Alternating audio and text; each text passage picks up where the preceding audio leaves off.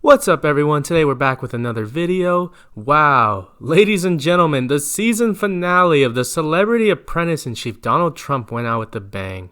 According to the Associated Press, Donald Trump pardoned Lil Wayne and Kodak Black.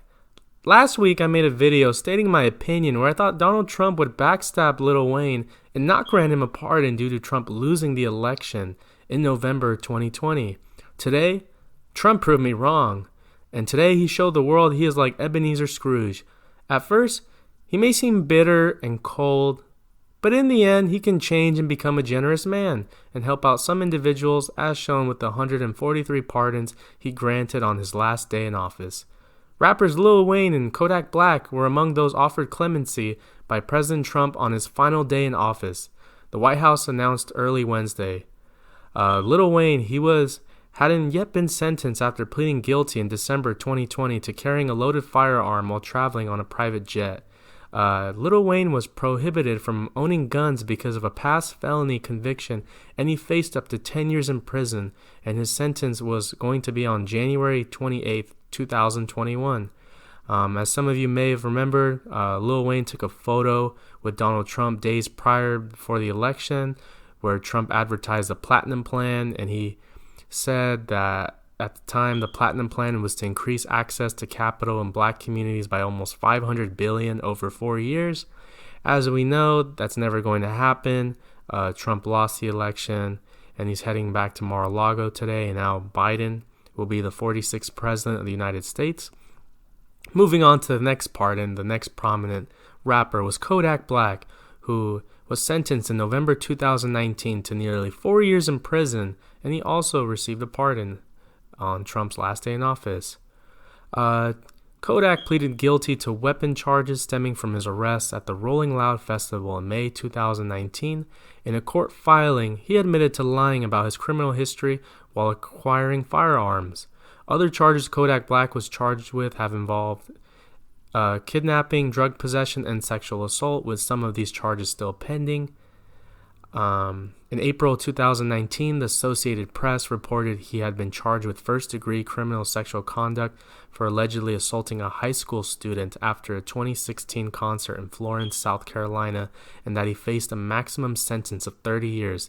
The U.S. District Judge, who handed down Kodak's weapon-related sentence of 46 months, reportedly told him at the time, "Young people do stupid things, and I normally give them a break for that.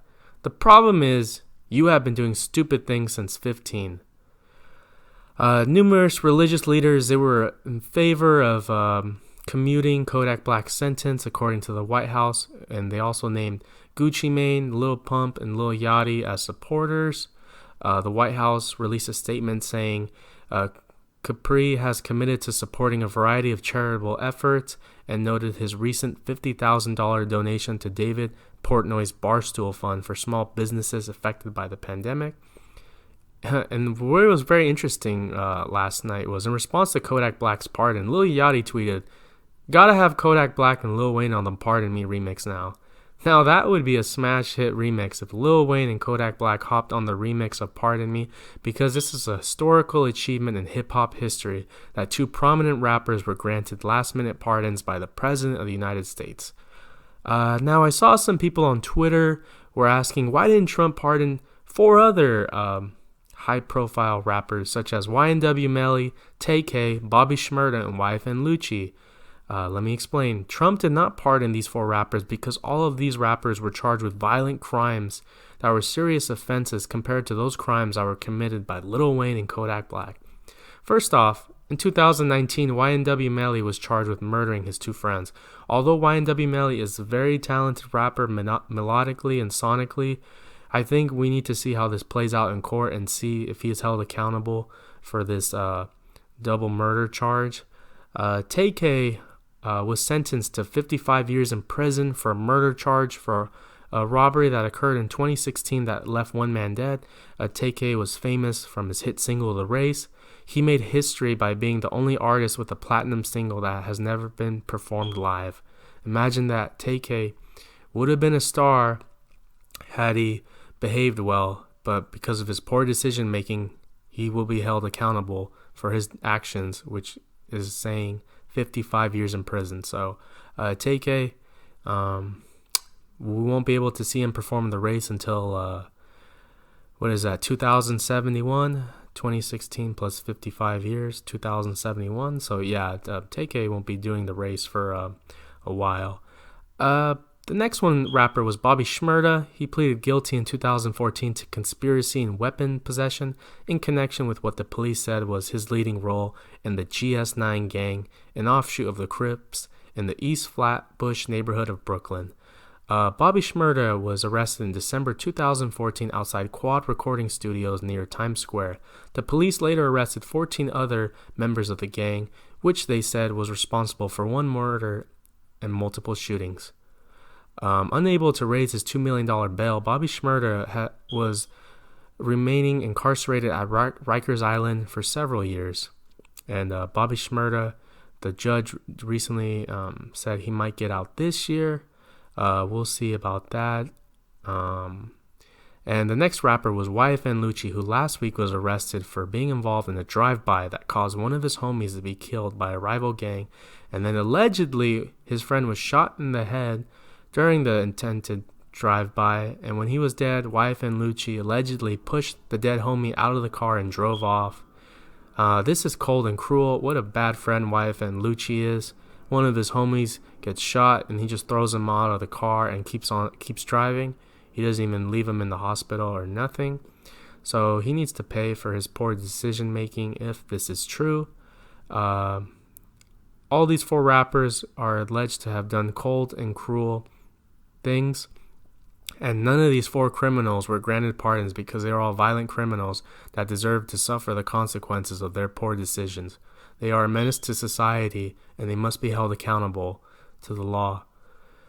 And today, after all these pardons to Wayne and Kodak and the other 141 people, Trump skipped the inauguration of Joe Biden, and he took one last ride on Air Force One, and his White House aides played the song My Way by Frank Sinatra for the one last hurrah moment of Trump in office.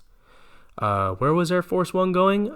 Trump arrived at his Mar-a-Lago resort in Florida, and now the world is wondering, where does Trump go from here? Me personally, I think Trump will be a regular guest on Fox News, and I think he will end up creating his own website and his own TV network where he will spread his lies and false statements, much like he did during his presidency. Today was historical. It was Joe Biden's inauguration, and congratulations to President Joe Biden and Vice President Kamala Harris. At 78 years old, Joe Biden is the oldest president ever to be elected as president of the United States.